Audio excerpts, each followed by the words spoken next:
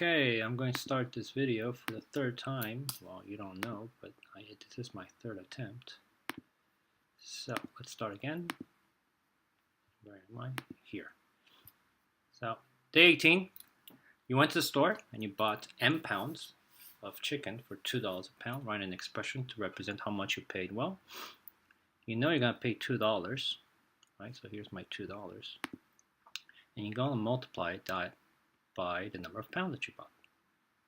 There is your expression. 2 represents the value per pound, and M represents the number of pounds. So if you actually bought 5.5 pounds, how much did you pay? Well, we're going to use the expression 2M, right? I'm going to replace the M, which was 5.5. And 2 times 5.5 is 11. So you end up spending $11.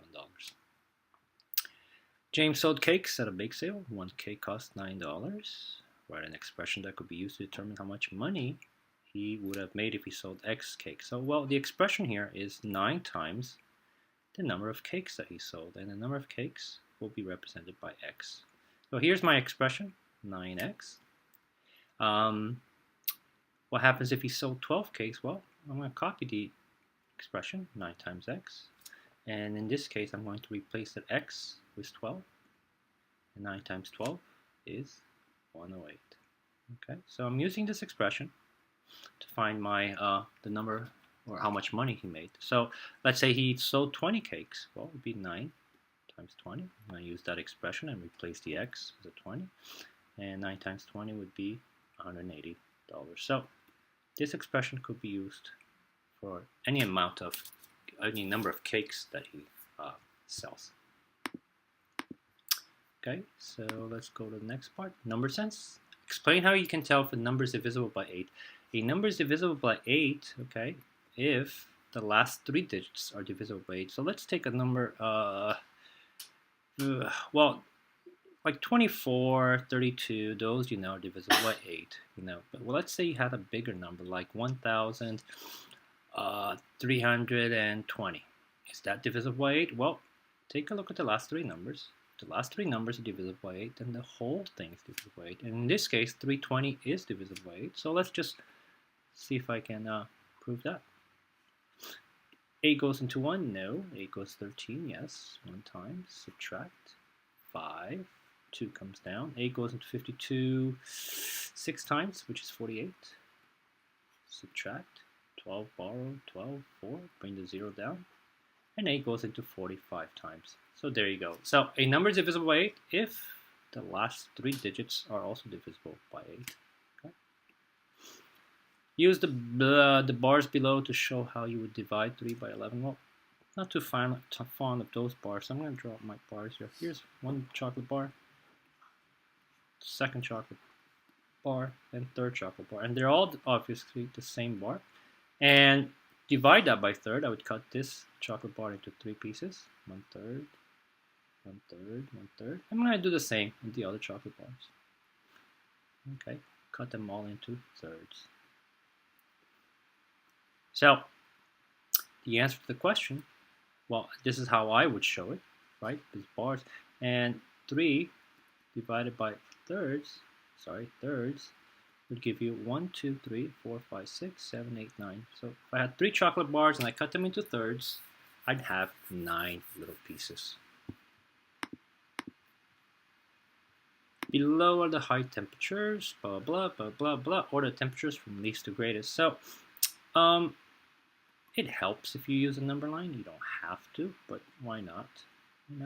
So 0, 1, 2, 3, 4, -1, -2, -3, -4, -5. Let's start putting these numbers on the number line. So 3 would go here.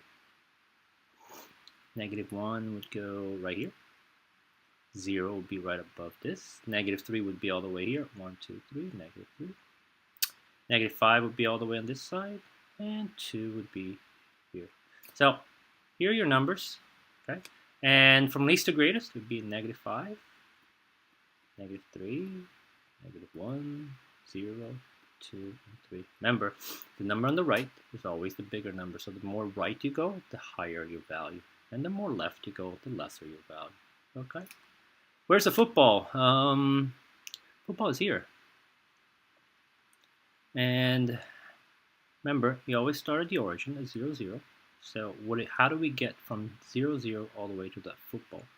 Well, the first movement is left to right. So you're going to go left 1, and that is -1. And then you're going to go up or down. You go down 1, 2, and to go down, you're going to negative territory, -1 and 2. So if someone was here and they had to go to this where the football is, you would tell them to go -1, which means go left once, and then -2, which means to go down twice. And that would bring him to where the football is. Okay. Ratios and proportions, yay. Okay, so Jose's putting up wallpaper in his living room. Wallpaper is 175 per square foot. Okay, one more. So let's draw here. Here's the wall in his living room. Measures 10 by 9 feet. Okay. How much will wallpaper cost for this wall? Well, so 10 by 9, and let's see if I can actually.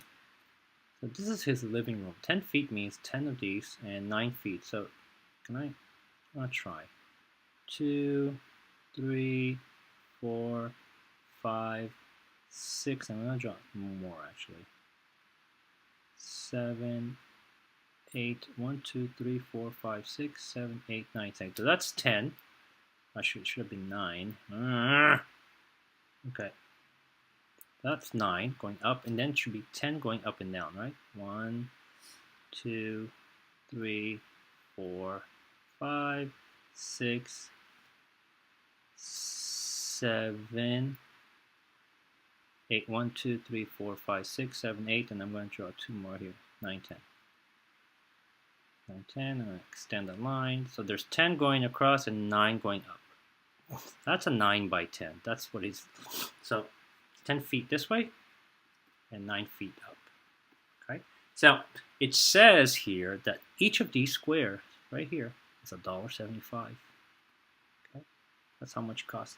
Now, okay, so we're drawing this, so don't think of it as small square. So it's a square. It's a 1 foot by 1 foot square on his wall. So it's a little bigger than this square. Okay, so each of those though it's $1.75. So how many squares do I have here? So what's the area of his wall? Well, to find the area of his wall is to measure the number of little squares that are in this space, right? So it's 10 across and 9 up. So the area here is base times height, which gives you 10 times 9, or 90 feet squared. So that means that there are 90 little squares in here. Now, we don't want the area. Well, we needed the area, but we don't want the area. Now that we know how much, what the square footage of his wall is, we have to multiply by 175, because each of the square will cost him $1.75. That's $1.75. This would be another $1.75, $1.75, and so forth. So we're going to take the 90 and we're going to multiply it by 175 to find out his costs. And please tell me I have a calculator somewhere. And it's going to be, if I multiply this, okay, 9 times 1.75, this is going to cost him $157.50 just to do that particular wall. Okay. 2 other walls in Jose's living room. Okay, there are 2 other walls, and then one wall measures 14. I'm not going to do the little squares now. Okay. This measures 14, this measures 9. How much will it cost? There's 2 of those, okay? One wall, another same exact wall. Ooh, sorry, I'll pretend it's the same. 14 times 9, okay? So how much will it cost to put wallpaper in these? Well, we have to find the area, and to find the area of this rectangle here is 14 times 9. And 14 times 9, I'm going to multiply. It's 126 feet squared, and this is 126 feet squared. So remember, 126 feet squared means that there are 126 of these in this particular wall, and likewise 126 of these squares of 1 unit, 1 foot unit, okay, in each of those. So we already know how much it's going to cost, so it's going to be 126, and we're going to multiply that by 175, and we're going to multiply 26 times 175 for the other wall, because there's two of them, right? So 126 times 1.75 is going to give us $220 for one wall, and also $220 for the other wall. And apparently there's one more wall. So in the other wall, 20 by 9, so this is 20, and by 9, so we're going to have to find the area again. Find the area, multiply this times this, 20 base times height, you get 180 feet squared. We got, again, means that there's 180 of these, okay? And each of them costs $1.75, so I'm going to multiply this by 175, and that's going to give me $315, okay? What is the total? Oh my God, so it's 315, it was 220.5 for one, 220.5 for one. I forgot what the first one was. It was 90 times 1.75, and the first one was 157.5. We're going to add all those up. Let's see. That's 20, carry the 2, that's 14, carry the 1, that's 11, carry the 1, 6, $914 to put wallpaper on his wall. Yikes. Rather just paint the wall. Geometry. Okay, so this is, we haven't done this, but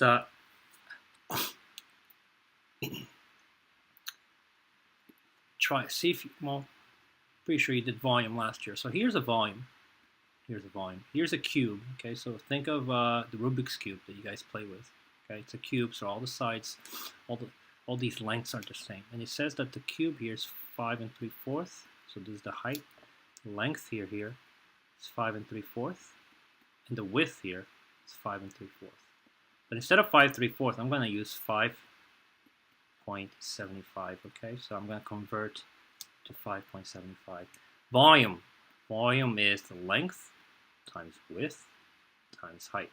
Okay, don't forget that. So we're going to multiply 5.75 times 5.75 times 5.75. Okay.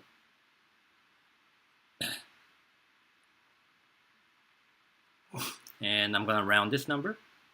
And I'm assuming I did this, well, not round 5.75 times 5.75 times 5.75. I'm going to round this to 2 decimal places, okay? And it's going to be 190.11. Not money.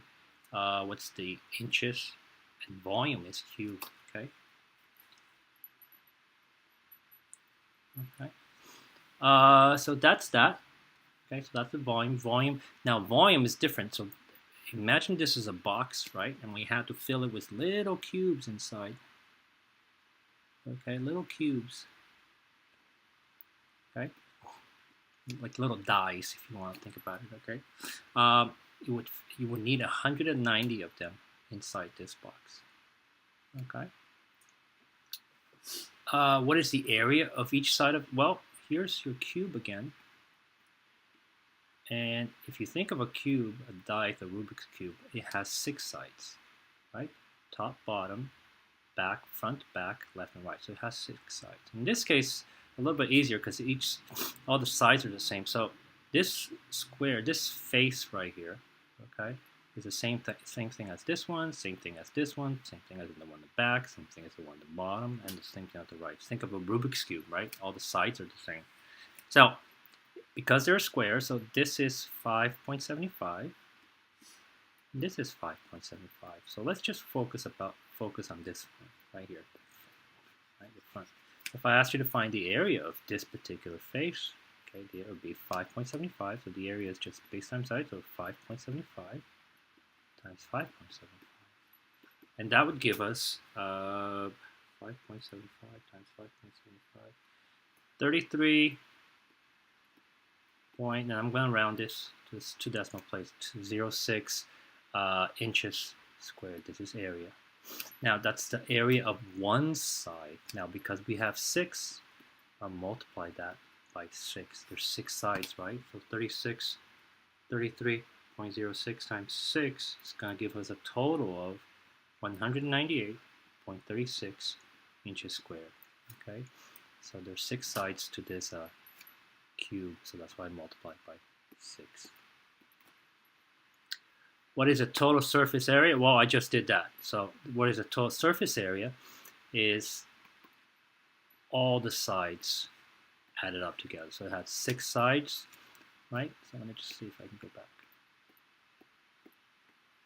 So one side is 33.06. Now because we're asking here for the total surface area, and again, this is a topic we'll do next week. Surface area is the sum of all the sides, the area of all the sides of a particular shape. Okay, since there's 6 sides, the surface area is 198.36. Okay.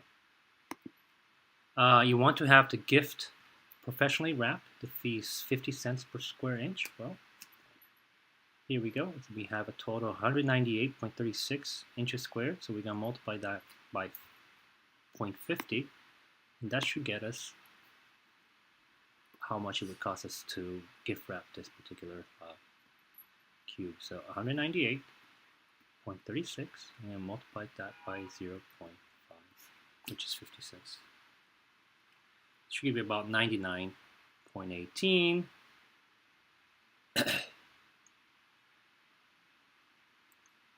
Wow, that's really expensive. $99.18. What?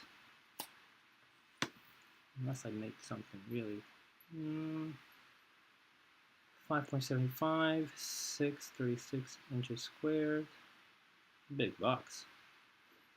Still, sounds expensive. 50 cents. Can't be 50 cents. Well, whoever made this problem, which I didn't, just made the cost way too high. That should have been probably 5 cents. This is ridiculous. Nobody's gonna wrap anything for $99. Okay, so I apologize for this question. That completely makes no sense. Okay, and I think that's a day 18. Okay, that's that.